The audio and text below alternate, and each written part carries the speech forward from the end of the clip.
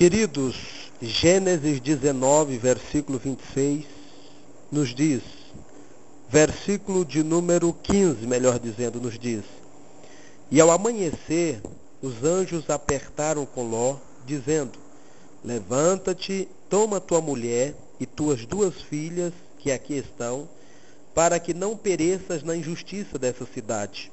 Ele, porém, demorava-se, e aqueles varões lhes pegaram pela mão, e pela mão de sua mulher, e pela mão de duas filhas, sendo-lhes o Senhor misericordioso, tiraram-no e puseram fora da cidade. E aconteceu que, tirando-os fora, disse: Escapa-te por tua vida, não olhes para trás de ti, e não pares em toda esta campina. Escapa lá para o monte, para que não pereças. No versículo 26 diz: E a mulher de Ló olhou para trás e ficou convertida numa estátua de sal. A esposa desobediente de Ló. Mesmo sendo Ló um homem rico e influente, que nos conta a história, Gênesis 13, 10 e 11, as Escrituras não registram o nome nem qualquer outra informação sobre a raça ou a família de sua esposa. Pelas indicações que temos, no entanto, sua mulher era materialista e mundana, pelo fato de ter a ordenança de não olhar para trás e ela olhar para trás, significando dizer que estava olhando para o material. Com certeza falhou na educação espiritual de seus filhos. Se ela era assim, suas filhas também, com certeza, provavelmente seria da mesma forma, porém com a exceção de obedecer ao mandado do Senhor de não olhar para trás. A esposa de Ló não precisava morrer, foi-lhes oferecido a escolha: obedecer e viver ou desobedecer e morrer na busca dos prazeres deste mundo. Não sabemos onde Ló a conheceu nem onde se casaram, mas sabemos que tiveram duas filhas. Gênesis 19 e 16 fala. O sequestro da família em Gênesis 14 deve ter incluído sua esposa, e ela provavelmente estava entre as pessoas resgatadas por Abraão, pois trouxe de novo todos os bens e também Ló, seu sobrinho, os bens dele e ainda as mulheres e o povo. Isso significa que ela talvez tenha ouvido o testemunho de Melquisedeque, lá em Gênesis 14, 19 e 20. Em outras palavras, ela estava muito bem informada sobre o Senhor e sobre o seu trato com Abraão. Mas o estilo de vida de Sodoma o influenciara fortemente ao mal. Sodoma era uma cidade sofisticada que oferecia uma variada gama de oportunidades culturais. A imoralidade tinha alcançado o mais baixo estágio de perversão sexual, tanto que nosso termo sodomizar deriva-se do nome daquela cidade. Ló, chamado de homem justo, parecia também emaranhado na fascinação e influência daquela cidade. Ele escolheu criar sua família em Sodoma, mesmo conhecendo a fama de depravação daquela cidade. Ainda assim, o Senhor mandou mensageiros para resgatar essa família de suas escolhas destrutivas. Deus queria salvar a esposa de Ló. Mandou anjos para avisá-la, escoltá-la e finalmente arrancá-la do perigo. Não se sabe se ela compreendeu totalmente o que ia acontecer com Sodoma, mas se ser guiada por anjos naquela situação certamente chamou sua atenção para alguma coisa sobrenatural que aconteceria ali. A destruição começou de fato com um violento terremoto, que ateou fogo nos gases, no enxofre.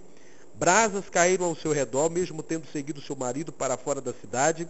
Ela estava com o mesmo problema dos israelitas que peregrinaram lá no deserto e no seu coração voltaram para o Egito por diversas vezes. Diversas vezes aquele povo colocava Moisés contra a parede, melhor, numa mensagem, numa palavra figurada, e falava para Moisés que melhor seria estar no Egito do que estar lá naquele deserto para perecer. Eles começavam a olhar para as panelas de carne do Egito. E da mesma forma foi essa mulher. Olhando para trás, ela simplesmente deu o gesto de que ela estava olhando para a vida passada, a vida de depravação, a vida de pecado. Embora se ela não tivesse do pecado, mas aquele ambiente agradava ela. O fato é que ela olhou para trás. E a ordem do anjo do Senhor, a ordem de Deus era para que ela não olhasse para trás, para que nenhum daquela família, nem Ló, nem as suas duas filhas, nem sua esposa olhasse para trás, mas corresse, como diz o texto da palavra de Deus em Gênesis 19. A esposa de Ló personifica a classe, a clássica e sábia frase: porque onde está o teu tesouro, aí estará também o teu coração. Mateus 6:21.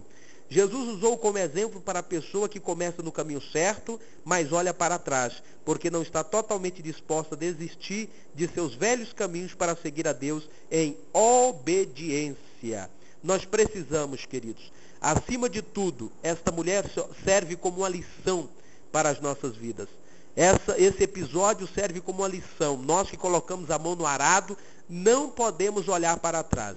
Não podemos voltar a nossa vida ao que éramos antes, tá? Nós devemos viver olhando para Jesus, que é o nosso autor e consumador da nossa fé. Jesus deve ser o nosso foco e desistir, jamais podemos desistir.